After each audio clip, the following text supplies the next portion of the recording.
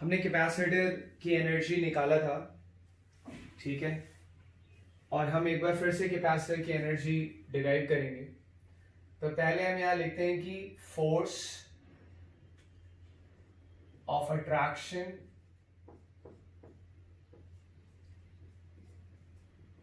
between the plates of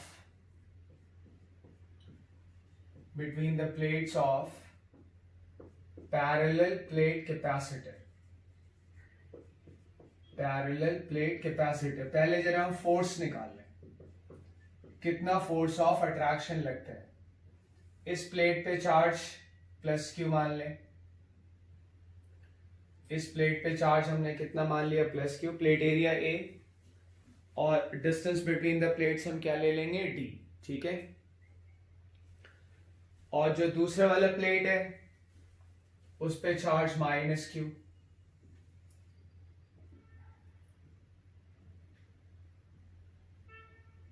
अच्छा। Resultant field हमें पता है कि क्या होता है। रिजल्टेंट फील्ड होता है, अगर यहाँ एयर या वैक्यूम हो तो क्यू एप्सिलॉन नॉट ए। लेकिन जब मैं एक प्लेट का दूसरे पे फोर्स निकालूंगा, सपोज करो मैं पॉजिटिव प्लेट का फोर्स निकालता हूं नेगेटिव प्लेट पे, तो रिजल्टेंट फील्ड में तो इसका भी कंट्रीब्यूशन है और इसका भी कंट्रीब्यूशन है। आ रही बात समझ में? पर अगर मैं यहां पे इस वाली प्लेट का इस पे फोर्स निकालूंगा तो मैं क्या करूंगा, मैं इस वाली प्लेट, खाली इस वाली प्लेट का फील्ड लिखूंगा। यहां पे चार्ज माइनस क्यू है, यहां पे चार्ज प्लस क्यू है, तो पॉजिटिव प्लेट की वजह से मैं यहां पे फील्ड लिखूंगा, पॉजिटिव प्लेट की वजह से मैं यहां पे फील्ड लिखूंगा। क्यों? मैं इस प्लेट का इस पे फोर्स निकाल रहा हूं। जो रिजल्टेंट फील्ड है उसमें तो इसका भी कंट्रीब्यूशन है और इसका भी कंट्रीब्यूशन है। अब वो अपने फील्ड की वजह से खुद पे तो फोर्स लगाएगा नहीं, और लगाएगा भी तो वो इंटरनल होगा। तो मैं इस नेगेटिव प्लेट पे इस पॉजिटिव प्लेट का फोर्स निकाल रहा हूं, तो मैं खाली इस पॉजिटिव प्लेट का फील्ड लिखूंगा।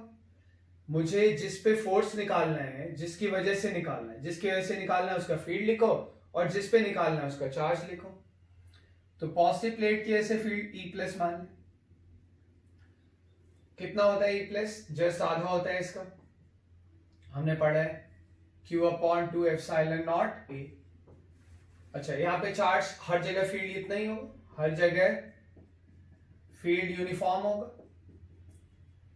इनफाइनाइट शीट मान के करते हैं, हर जगह पॉजिटिव प्लेट की वजह से नेगेटिव प्लेट के हर पॉइंट पे, नेगेटिव प्लेट के सरफेस के हर पॉइंट पे फील्ड इतना होगा।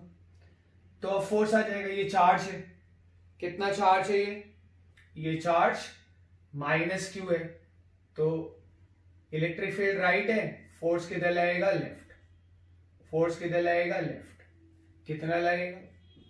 Magnitude of force, magnitude of charge Q into electric field due to positive charge.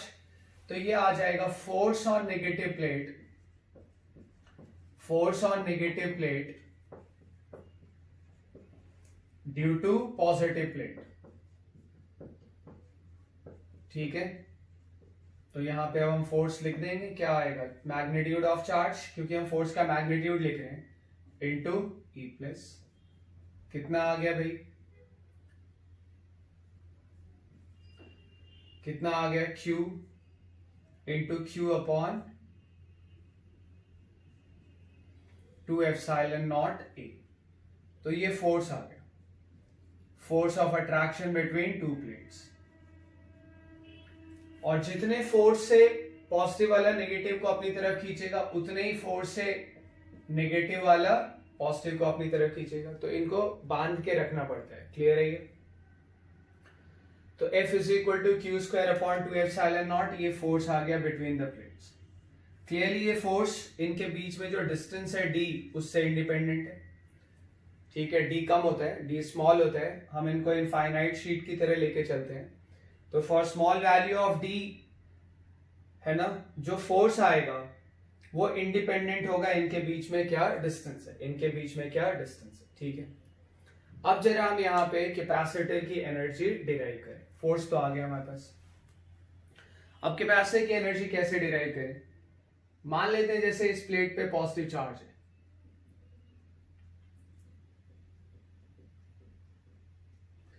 और जो नेगेटिव प्लेट है वो एग्जैक्टली यही है, बिल्कुल टच्ड है, बिल्कुल टच्ड है। ठीक है, नेगेटिव प्लेट और पॉजिटिव प्लेट अभी अलग अलग है ही नहीं।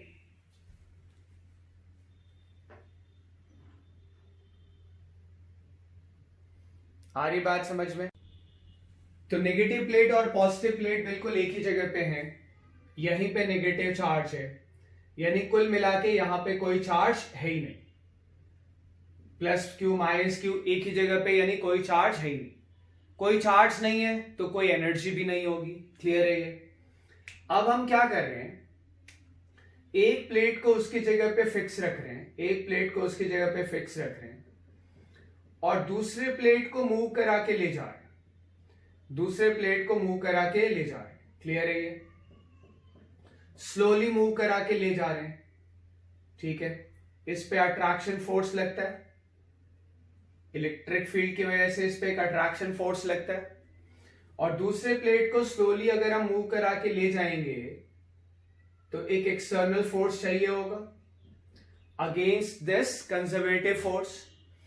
तो हमें पता है कि work done by the external force against the conservative force in slowly moving the system against the slowly moving work done by the external force against the conservative force in slowly moving the system is change in potential energy of the system। हमें पता है ये, तो change in potential energy of the system work done by external force आ जाएगा। Clearly slowly move करा रहे हैं, तो स्लोली तो ये तभी मूव करेगा ना जब नेट फोर्स जीरो होगा, एक्सेलरेशन जीरो होगा। तो F एक्सटर्नल का जो मैग्नीट्यूड है वो इस कंजर्वेटिव फोर्स के बराबर है। ये कौन सा कंजर्वेटिव फोर्स है? जो इलेक्ट्रिक फील्ड की वजह से नेगेटिव प्लेट पे लग रहा है। इलेक्ट्रिक फील्ड की वजह से नेगेटिव प्लेट पे जो फोर्स लग रहा है वो हमने यहां पे निकाला है ये। ठीक है, तो work done by external force, clearly तुम देखो प्लेट यहां था, अब इस डायरेक्शन में हम मूव करा रहे हैं। ठीक है, इस डायरेक्शन में हम मूव करा रहे हैं, जिधर हम एक्सटर्नल फोर्स लगा रहे हैं डिस्प्लेसमेंट उधर ही हो रहा है, तो वर्क डन पॉजिटिव आ जाएगा। तो work done by the external force क्या होगा? F external into displacement. Finally इनके बीच में डिस्टेंस कितना लाना है? D। फाइनली प्लेट्स के बीच में डिस्टेंस कितना लाना है? D। तो F एक्सटर्नल इनटू D। आई बात समझ में? और F एक्सटर्नल मैग्नीट्यूड में किसके बराबर है? FC के, यानी कंजर्वेटिव फोर्स जो इलेक्ट्रिक फील्ड की वजह से लग रहा है, और वो हमने यहां पे निकाला हुआ है। कितना है? Q square upon 2 epsilon not A into D। आ रही बात समझ में? Change in potential energy. अब चेंज इन पोटेंशियल एनर्जी क्या होता है? Final minus initial. Change in potential energy होता है फाइनल माइनस इनिशियल, और ये क्या आएगा? Q square into D upon 2 epsilon not A, यही आएगा। ठीक है, अब फाइनल पोटेंशियल एनर्जी को यू मान ले।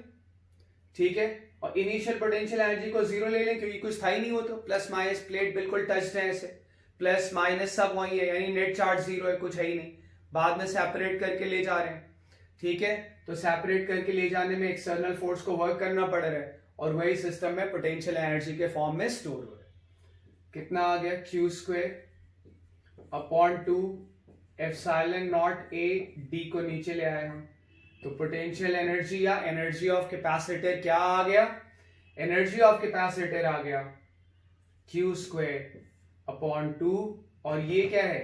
पैरेलल प्लेट कैपेसिटर का कैपेसिटेंस, जहां A प्लेट एरिया है, D distance between the plates है, तो 2C। यही हमने एनर्जी पढ़ा भी, यही हमने एनर्जी पढ़ा है कैपेसिटर का। पॉइंट क्लियर है? ठीक है, तो इसको हमने यहाँ पे मैकेनिकल मेथड से निकाल लिया। आ रही बात समझ में? अब हम यहाँ पे देखेंगे कि अगर अगर कैपेसिटर प्लेट्स के बीच में, अगर कैपेसिटर प्लेट्स के बीच में कोई डाइलेक्ट्रिक मीडियम डाल दिया जाए, मतलब एयर या वैक्यूम ना हो, उसके अलावा कोई डाइलेक्ट्रिक मीडियम डाल दिया जाए, डाइलेक्ट्रिक मीडियम जैसे ऑयल, जैसे वाटर, ये सब डाइलेक्ट्रिक मीडियम है। अगर डाइलेक्ट्रिक मीडियम डाल दिया जाए तो कैपेसिटेंस पे क्या फर्क पड़ेगा? ठीक है, तो उसके लिए हमें पहले पढ़ना होगा dielectric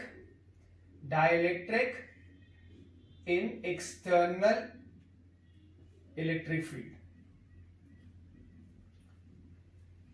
Dielectric in external electric field.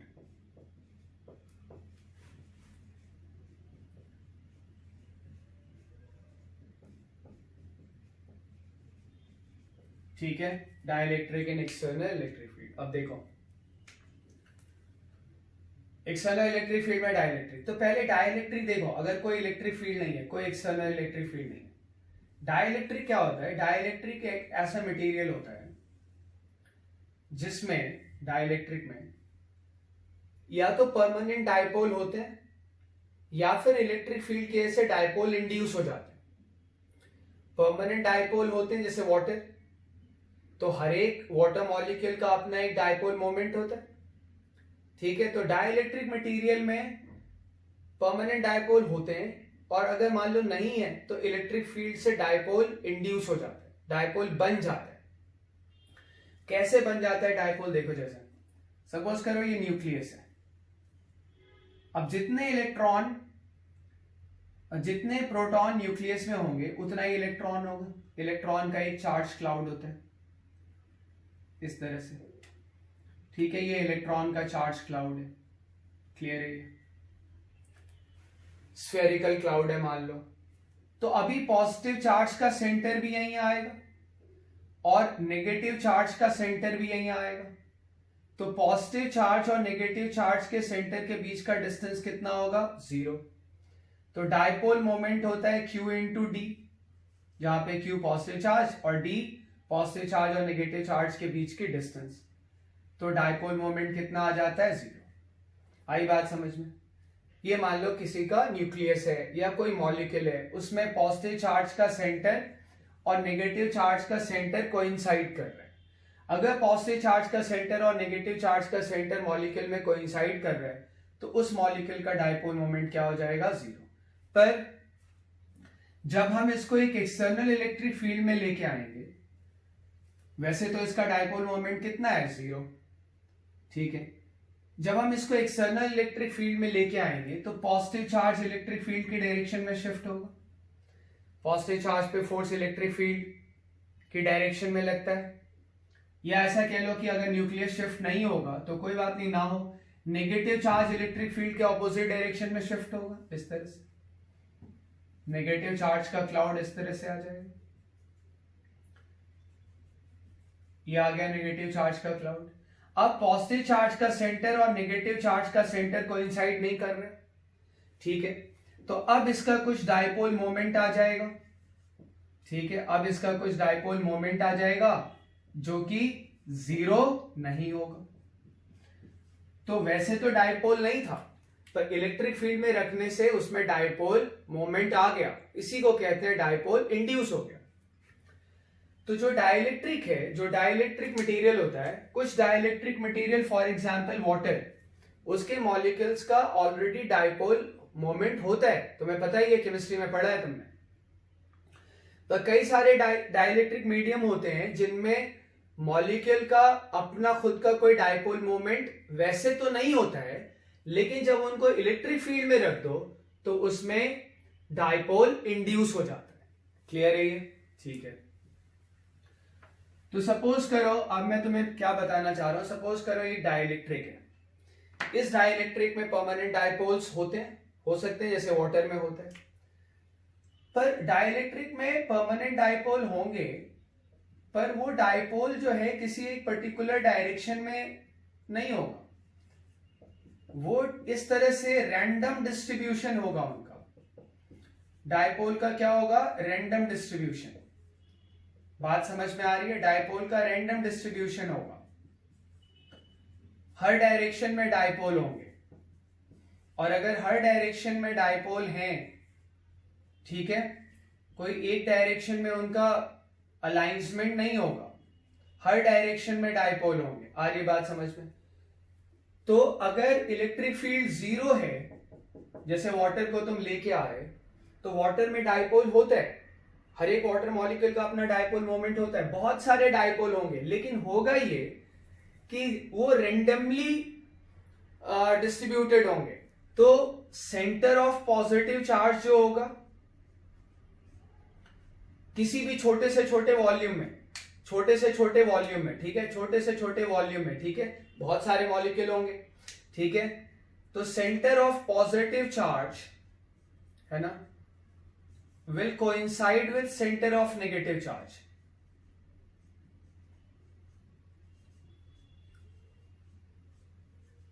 Centre of negative charge,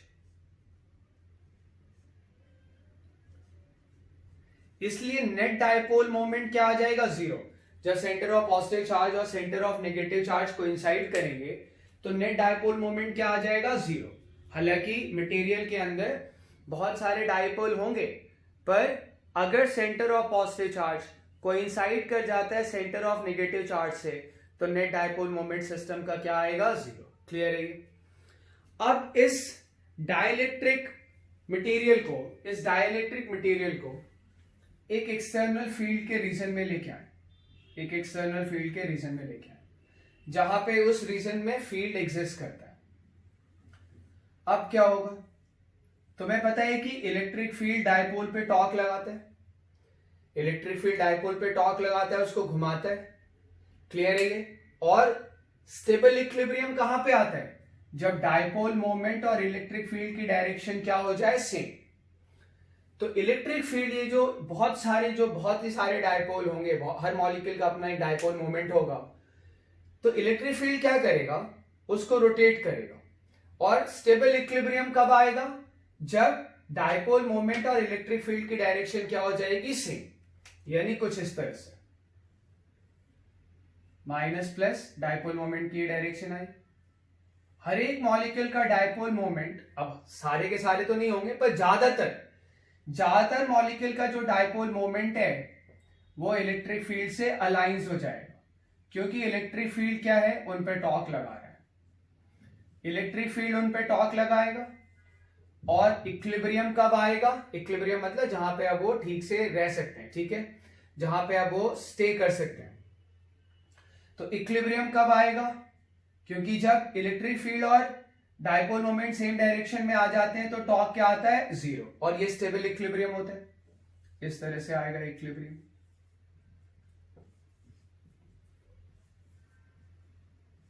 ठीक है, ये आया। अब अगर तुम देखो तो हुआ क्या, सारे डायपोल मोमेंट किस डायरेक्शन में हो गए, इलेक्ट्रिक फील्ड की डायरेक्शन में। क्यों हो गए, क्योंकि क्या करता है इलेक्ट्रिक फील्ड, उनको टॉर्क लगा के किधर लाने की कोशिश करेगा, भाई स्टेबल इक्विलिब्रियम में। और स्टेबल इक्विलिब्रियम किधर आएगा, जिधर इलेक्ट्रिक फील्ड है, भाई टॉर्क लगाएगा तो घुमाएगा, और जब स्टेबल इक्विलिब्रियम में आएगा तो टॉर्क जीरो हो जाएगा। ठीक है, तो अंत में धीरे धीरे ऑसिलेट करते हुए वो हर एक डायपोल मोमेंट की डायरेक्शन किधर आ जाएगी, in the direction of electric field. तो जब इलेक्ट्रिक फील्ड जीरो था तो डायपोल मोमेंट, सबके डायपोल रैंडमली थे। पॉजिटिव चार्ज का सेंटर नेगेटिव चार्ज को कोइंसाइड करता था। ओवरऑल इस पूरे बल्क मटेरियल का नेट डायपोल मोमेंट क्या आ रहा था, जीरो। पर जब हमने उसको इलेक्ट्रिक फील्ड में रख दिया तो देखो क्या हुआ, नेट तुम देखो, पॉजिटिव चार्ज थोड़ा राइट शिफ्ट हो गया है और नेगेटिव चार्ज थोड़ा लेफ्ट शिफ्ट हो गया। पॉजिटिव चार्ज थोड़ा राइट शिफ्ट हो गया और नेगेटिव चार्ज थोड़ा लेफ्ट शिफ्ट हो गया। यानी सिचुएशन कुछ इस तरह से आई, सिचुएशन कुछ इस तरह से आई। नेगेटिव चार्ज थोड़ा लेफ्ट यानी इलेक्ट्रिक फील्ड के ऑपोजिट डायरेक्शन में, पॉजिटिव चार्ज थोड़ा राइट यानी इलेक्ट्रिक फील्ड की डायरेक्शन में। तो उसको इस तरह से शो कर देते हैं, यहां इस तरह से हम शो कर देते हैं कि नेगेटिव चार्ज भाई इधर आ गया और पॉजिटिव चार्ज जो है वो इधर आ गया, ये आ गया। ठीक है, और एक्सटर्नल इलेक्ट्रिक फील्ड इस डायरेक्शन में। अब देखो हुआ क्या, ये चार्ज इंड्यूस हुआ, मान लो यहां पे चार्ज इंड्यूस हुआ क्यूएन, माइनस क्यूएन, यहां पे आया प्लस क्यूएन। ऑब्वियस सी बात है, नेट चार्ज तो डाइलेक्ट्रिक पे जीरो है ना, तो इधर अगर माइनस क्यू आया तो इधर पे प्लस क्यू इन आना ही पड़ेगा। जितना नेगेटिव इधर आया उतना ही पॉजिटिव उधर शिफ्ट हो गया। तो हम मान लेते हैं कि सरफेस पे अंदर की तरफ यहाँ पे क्यू इंड्यूस्ड आ गया और यहाँ पे प्लस क्यू इंड्यूस्ड आ गया। क्लियर है ये चार्ज इंड्यूस हो गया। ठीक है, कैसे इंड्यूस हुआ मैंने तुम्हें बताया, इलेक्ट्रिक फील्ड जब हम डाइलेक्ट्रिक को एक ऐसे रीजन में लेके आए जहां पे इलेक्ट्रिक फील्ड एग्जिस्ट करता है, तो सारे डायपोल मोमेंट इलेक्ट्रिक फील्ड की डायरेक्शन में अलाइंस्ड हो गए, इलेक्ट्रिक फील्ड ने टॉर्क लगाया उन पे, तो उससे क्या हुआ, नेगेटिव चार्ज का सेंटर लेफ्ट शिफ्ट हो गया, पॉजिटिव चार्ज का सेंटर राइट शिफ्ट हो गया, और उसको हम इस तरह से रिप्रेजेंट कर रहे हैं। आई बात समझ में? ये इंड्यूस चार्ज इस पे नेगेटिव आया, इस पे पॉजिटिव आया, इस पे जितना रहेगा नेगेटिव उस पे उतना ही पॉजिटिव। अब इससे क्या होता है, अब देखो, एक्सटर्नल इलेक्ट्रिक फील्ड इस डायरेक्शन में E, एक्सटर्नल इलेक्ट्रिक फील्ड इस डायरेक्शन में E, क्लियर है? लेकिन जो इंड्यूस चार्ज हैं उनका अब एक इलेक्ट्रिक फील्ड आएगा, तो इंड्यूस चार्ज का एक इलेक्ट्रिक फील्ड आएगा पॉजिटिव टू नेगेटिव, और ये जो इंड्यूस चार्ज का इलेक्ट्रिक फील्ड है वो एक्सटर्नल इलेक्ट्रिक फील्ड को अपोज कर रहा है, ठीक है? तो जो नेट फील्ड आएगा,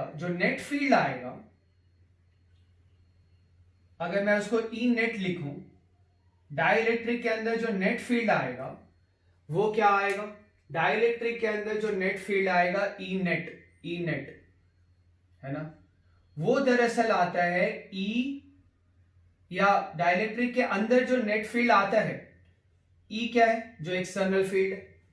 डाइलेक्ट्रिक नहीं होता तो फील्ड कितना होता, ई। यहां डाइलेक्ट्रिक नहीं होता तो इस जगह पे फील्ड कितना होता, ई। क्लियर है ये? तो ई क्या है कि अगर वहां एयर या वैक्यूम होता तो फील्ड कितना होता, ई। अपॉन डाइलेक्ट्रिक मीडियम में जो नेट फील्ड है, ठीक है, ई क्या है मैं तुम्हें बता रहा हूं, ई है कि अगर डाइलेक्ट्रिक मीडियम नहीं होता, एयर या वैक्यूम होता, तो जो फील्ड होता उस जगह पे, जैसे यहां पे, उसको हम लोग बोल रहे हैं ई, ठीक है? एक्सटर्नल फील्ड जो होता वो होता ई।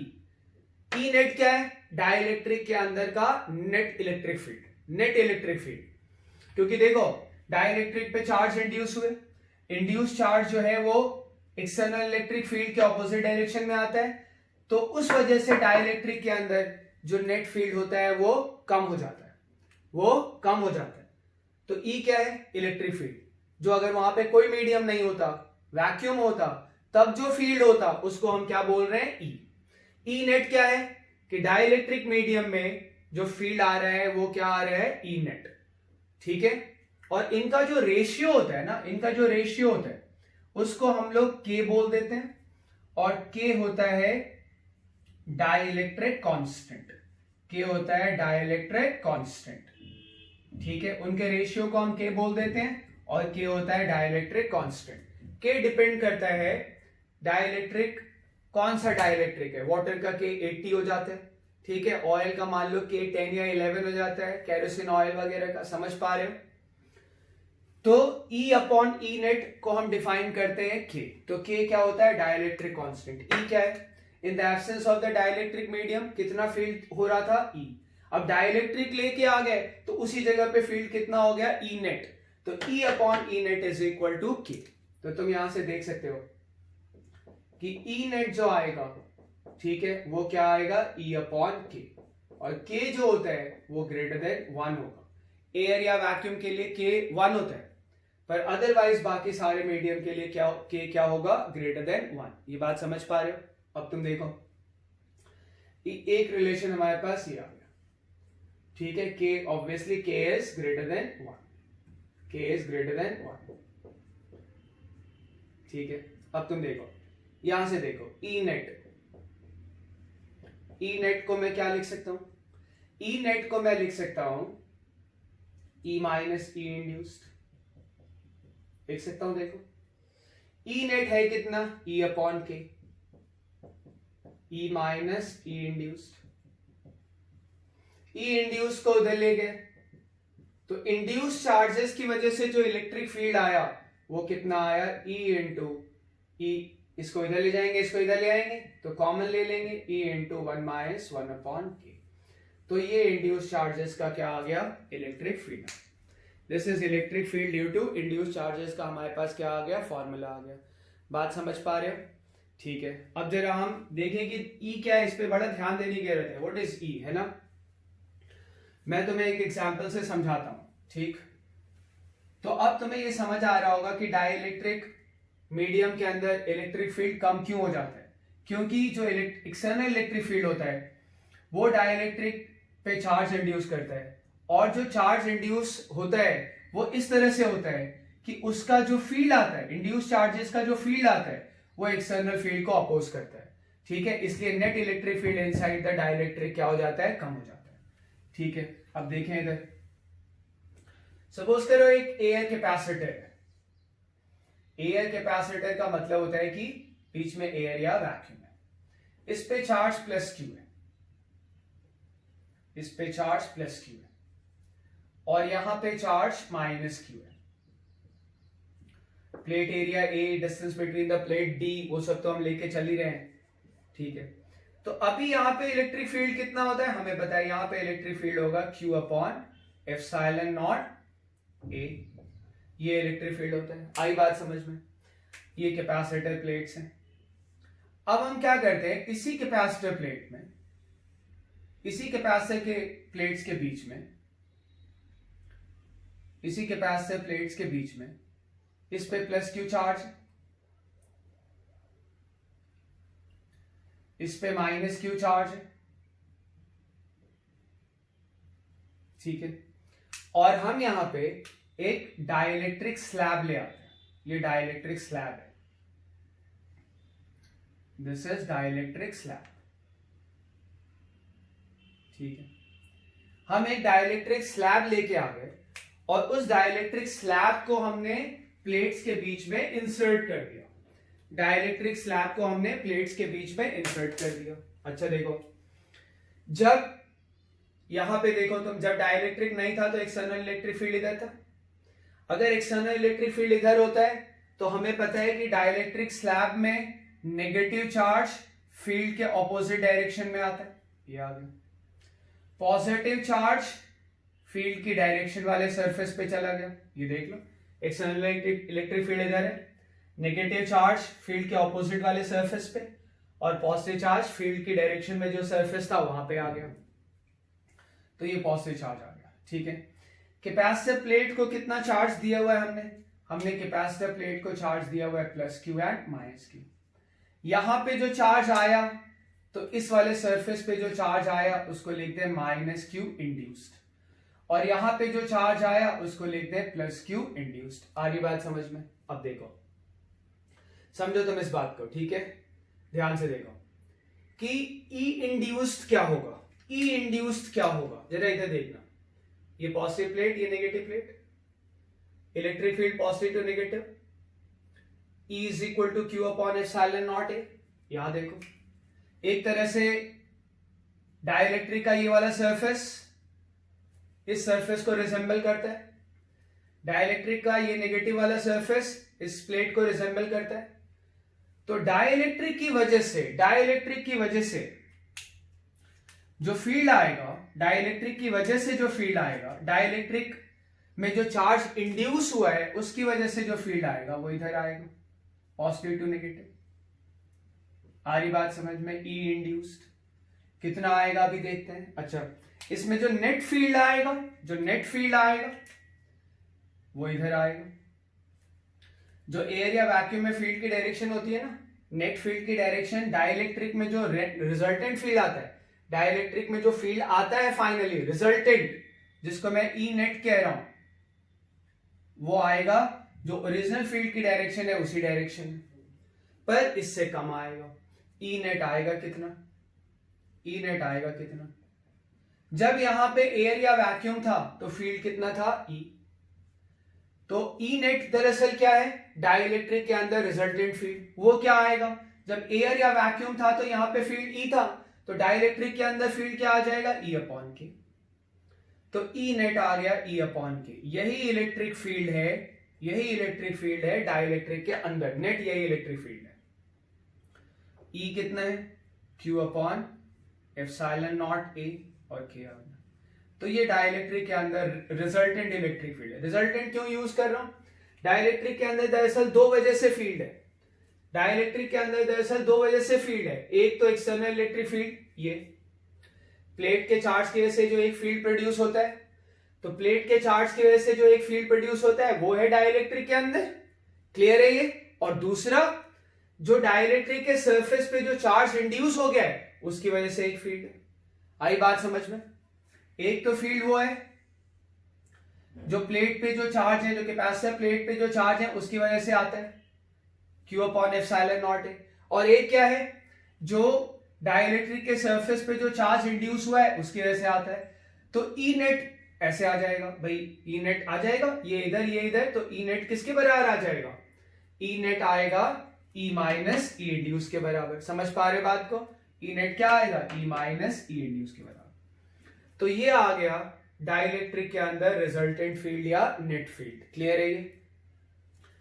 ठीक है, आगे से हम इसको ई के बोल दिया करेंगे, यानी field inside the dielectric. Clear? अच्छा, अब तुम देखो, मैं ये जो इंड्यूस चार्ज आया है ना, ये इंड्यूस चार्ज निकालना चाहता हूं, ये इंड्यूस चार्ज निकालना चाहता हूं कि आखिर डाइलेक्ट्रिक के सरफेस पे चार्ज इंड्यूस हुआ कितना। ठीक है, मैं ये वाला फॉर्मूला यूज करूंगा, E induced is equal to E 1 minus 1 upon K. E तुम्हें पता होना चाहिए क्या है। ई क्या होता है? ई वो फील्ड होता है जब यहां पे डाइलेक्ट्रिक नहीं है। प्लेट के चार्जेस की वजह से फील्ड यहां पे क्या होता है? ई। जब डाइलेक्ट्रिक लेके आ जाते हैं तब फील्ड ई नेट या ई के हो जाता है अंदर, और ई के आता है जो एयर में होना चाहिए था डिवाइडेड बाई के, जहां पे के क्या है? Dielectric constant. तो ये ई के आ गया। मैं क्या निकालना चाह रहा हूं? ई इंड्यूस्ड। ई इंड्यूस नहीं निकालना चाह रहा हूं मैं, क्यू इंड्यूस निकालना चाह रहा हूं कि डाइलेक्ट्रिक के सरफेस पे दरअसल कितना चार्ज इंड्यूस हुआ। निकाले जरा। ई इंड्यूस क्या आएगा तुम देखो जरा, इस पे प्लस क्यू था, इस पे माइनस क्यू था, तो इधर फील्ड कितना आया? क्यू अपॉन एप्सिलॉन नॉट है। तो ई इंड्यूस इधर प्लस क्यू इंड्यूस है, इधर माइनस क्यू इंड्यूस है, तो ई इंड्यूस इधर आएगा प्लस टू माइनस क्या आ जाएगा? बिल्कुल इसी से देखें क्या आएगा, Q induced upon epsilon naught A. E क्या है? ई है एक्सटर्नल फील्ड। ठीक है, प्लेट्स की वजह से जो यहां पे फील्ड आता होता, ठीक है, क्या है वो? Q upon epsilon naught A. Plates की वजह से field Q upon epsilon naught A. आ रही बात समझ में? हो रहा है क्लियर? इनटू 1 माइनस 1 अपॉन के। तो एप्सिलॉन नॉट ए कैंसिल हो गया, तो Q इंड्यूस बराबर क्या आ गया? Q इंटू 1 माइनस 1 अपॉन के। तो ये डाइलेक्ट्रिक के सरफेस पे इंड्यूस चार्ज निकालने का हमारे पास फॉर्मूला। ठीक है, जहां पे Q क्या है? Charge on capacitor, 1 minus 1 upon के। अब K क्या है? K है डाइलेक्ट्रिक कांस्टेंट। ठीक है, कंफ्यूज मत करना। E के क्या होता है? E के दरअसल दो फील्ड का रिजल्टेंट है। एक तो प्लेट पे चार्ज की वजह से यहाँ पे फील्ड E आता, पर अब क्या हो गया? डाइलेक्ट्रिक पे खुद एक चार्ज आ गया, उसकी वजह से एक फील्ड ई इंड्यूस आता, और जो ई के आया वो इनका रिजल्टेंट आया, और वो जो रिजल्टेंट आता है वही होता है ई अपॉन के।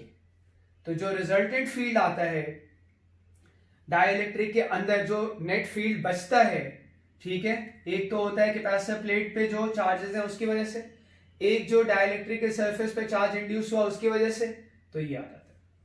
ये फील्ड होता है इनसाइड द डाइलेक्ट्रिक। क्लियर है? This is the field inside the dielectric. जितना प्लेट का फील्ड, जितना प्लेट के चार्जेस का फील्ड होता एयर या वैक्यूम में, उसको के से डिवाइड कर दो। किससे डिवाइड कर दो उसको? के से। अगर उसको के से डिवाइड कर दोगे, ठीक है, अगर उसको किससे डिवाइड कर दोगे? के से। आ रही बात समझ में? अगर उसको के से डिवाइड कर दोगे, वो थोड़ा सा E net is equal to E upon K वाला छुप गया था, उसको मैंने यहां पे लिख दिया है। ठीक है, ई नेट बराबर ई अपॉन के, देख लो जो इक्वेशन 1 है। ठीक है, तो डाइलेक्ट्रिक के अंदर जो फील्ड आएगा, जो डाइलेक्ट्रिक के अंदर फील्ड आएगा वो क्या होगा? जितना एयर या वैक्यूम में होता डिवाइडेड बाई के।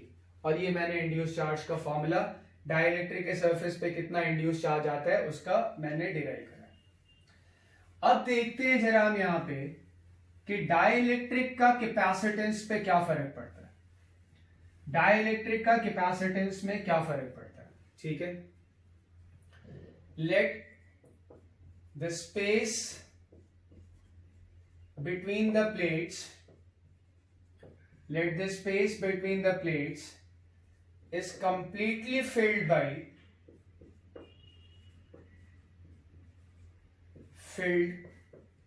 by a dielectric slab of dielectric constant K, dielectric constant K, ठीक है, completely filled by a dielectric slab of dielectric constant K। अब इधर देखो, ये प्लेट है, कैपेसिटर की प्लेट्स, और हमने इसके अंदर एक डाइलेक्ट्रिक स्लैब फिल कर दिया है, पूरे स्पेस को वो फिल करता है, ये डाइलेक्ट्रिक स्लैब है, ठीक है। हमने कितना चार्ज दिया था इसको, एक प्लेट को प्लस क्यू दे देते हैं, एक प्लेट को माइनस क्यू दे देते हैं। डाइलेक्ट्रिक के सरफेस पे भी चार्ज रिड्यूस होता है, इधर माइनस और इधर प्लस। तो कैपेसिटर प्लेट को हमने कितना चार्ज दे दिया, एक को प्लस क्यू, दूसरे को माइनस क्यू। अब नेट फील्ड आता क्या है डाइलेक्ट्रिक के अंदर, ई के। डाइलेक्ट्रिक के अंदर नेट फील्ड आएगा क्या, जब प्लेट्स के बीच में एक डाइलेक्ट्रिक स्लैब भरा हुआ है जिसका डाइलेक्ट्रिक कांस्टेंट के है ना, तो अब यहां से यहां तक जो फील्ड आएगा वो आएगा क्या, है ना। ये डिस्टेंस डी मान लेते हैं, प्लेट एरिया वगैरह ए मान लेते हैं, वो इलेक्ट्रिक फील्ड आएगा क्या। हमें पता है कि कैपेसिटर प्लेट्स के बीच में, पैरेलल प्लेट कैपेसिटर प्लेट्स के बीच में जो इलेक्ट्रिक फील्ड होता है वो Q अपॉन एप्सिलॉन नॉट ए होता है, पर डाइलेक्ट्रिक में अब वो कितना रह जाएगा, नेट इतना, इंड्यूस चार्ज का, प्लेट का, सब मिला के नेट इतना फील्ड रह जाएगा, ठीक है।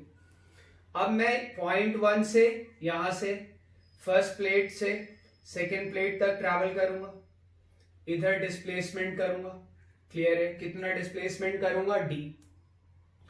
तो इलेक्ट्रिक फील्ड की डायरेक्शन में जाने से क्या होता है, पोटेंशियल कम होता है।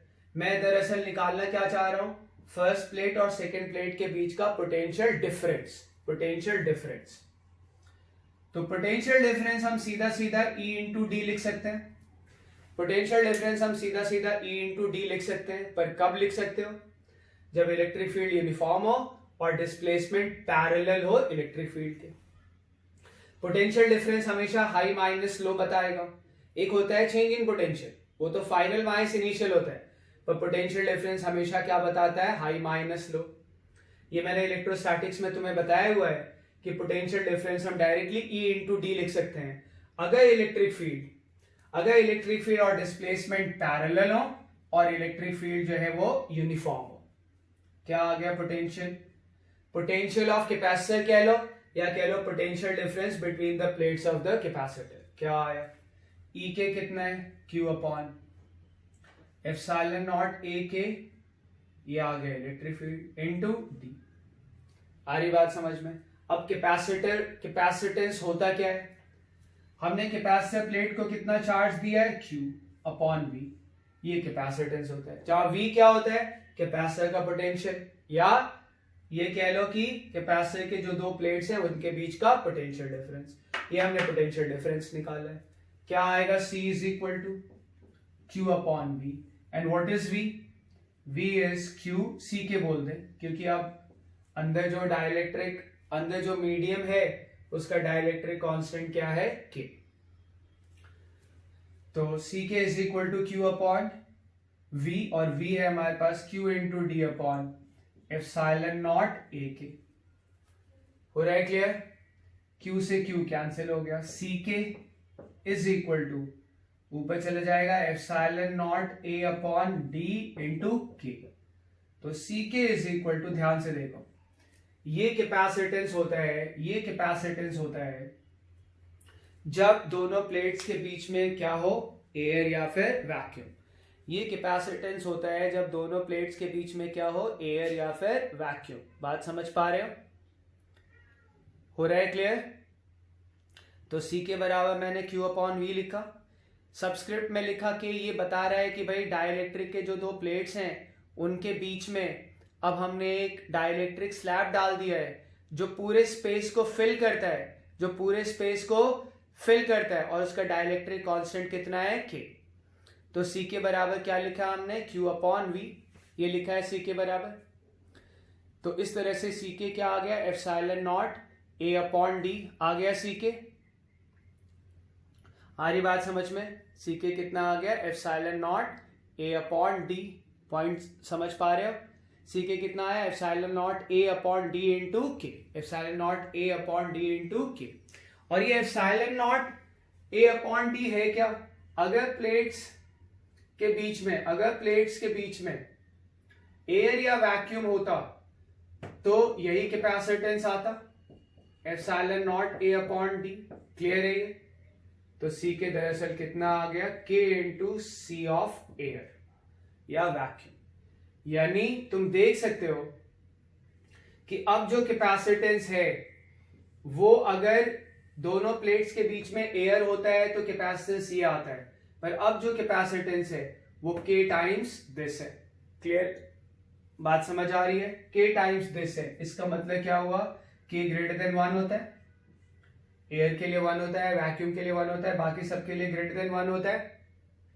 तो हम क्लियरली कह सकते हैं कि ग्रेटर देन 1 है, तो सी के जो है वो greater than C of air हो गया। हो रहा है पॉइंट क्लियर? यानी प्लेट्स के बीच में डाइलेक्ट्रिक स्लैब जब हम डाल देते हैं तो कैपेसिटेंस बढ़ जाता है, कैपेसिटेंस बढ़ जाता है। ठीक है, मैंने डिराइव पैरेलल प्लेट कैपेसिटर के लिए कराया है, मैंने डिराइव खाली पैरेलल प्लेट कैपेसिटर के लिए कराया है। लेकिन अगर मान लो मेरे पास स्फेरिकल कैपेसिटर है, स्फेरिकल कैपेसिटर, ठीक है, इसका इनर रेडियस ए, आउटर रेडियस बी, और मान लो बीच में हमने पूरा दोनों प्लेट्स के बीच में, दोनों स्फीयर्स के बीच में हमने एक डाइलेक्ट्रिक स्लैब डाल दिया जिसका डाइलेक्ट्रिक कांस्टेंट कितना है, के। और अब अगर मुझे इसका कैपेसिटेंस लिखने को बोला जाए तो मैं क्या लिखूंगा, पहले जो स्फेरिकल कैपेसिटर का कैपेसिटेंस होता है जब दोनों स्फीयर के बीच में एयर या वैक्यूम हो तो क्या होता है, 4 pi epsilon naught B, 4 pi epsilon naught B minus A, 4 pi epsilon naught sorry A into B upon B minus A. ये होता है जब बीच में एयर या वैक्यूम हो। अब बीच के स्पेस में तुमने क्या डाल दिया, दोनों प्लेट्स के बीच में जो ये स्पेस बन रहा है इसमें तुमने क्या डाल दिया, डाइलेक्ट्रिक। डाइलेक्ट्रिक कांस्टेंट कितना है, के। तो पहले एयर में जो कैपेसिटेंस होता है वो लिखो और के से सीधा सीधा मल्टीप्लाई कर दो। इसमें भी ये एप्लीकेबल होगी, तुम चाहो तो खुद से इसको डिराइव भी कर सकते हो रहा है पॉइंट क्लियर? इसमें भी ये चीज एप्लीकेबल होगी कि भाई एयर में जो कैपेसिटेंस होना चाहिए था अब कितना हो जाएगा उसका के टाइम्स। ठीक है, तो डाइलेक्ट्रिक स्लैब अगर हम प्लेट्स के बीच में, कैपेसिटर प्लेट्स के बीच में डाइलेक्ट्रिक स्लैब डाल देते हैं तो कैपेसिटेंस जो है वो इंक्रीज हो जाता है, के टाइम्स हो जाता है। अगर के की वैल्यू 10 है तो कैपेसिटेंस कितना टाइम्स हो जाएगा, 10 टाइम्स। आ रही बात समझ में? ठीक है, इस लेक्चर में इतना ही।